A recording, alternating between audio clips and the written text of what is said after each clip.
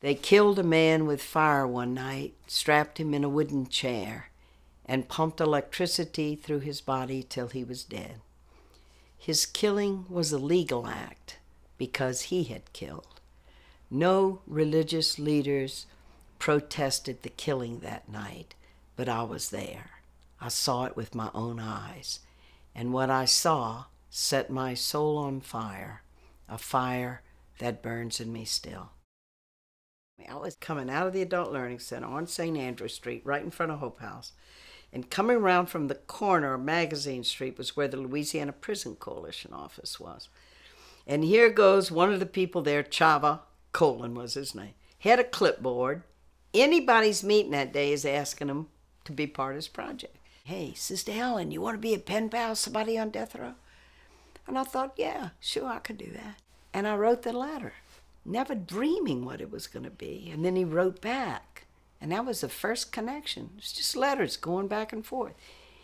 He never asked me for anything. His name was Patrick Sonnier. Never asked me for cigarette money, never asked me to come see me.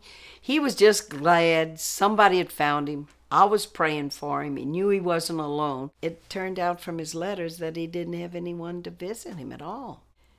So I write him a letter and I said, I'll come see you sometime. And then that all unfolded from the visits then and 2 years later that this man is killed in the electric chair. And it's going to change my whole life, the witnessing of his death. What we know just about people on death row, they're only poor people.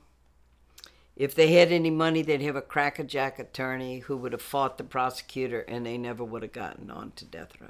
A number of them are mentally ill or mentally challenged. Most are guilty and did a crime, but 90% of them were abused as children. They had violence pumped into them in their lives. We are throwing away people, putting them into exile. Our name's on the gurney every time somebody's killed in a state because we belong to a democracy. And if we're not working to resist it and to stand up against it, we're silent, and it means we're complicit. We're compliant with it.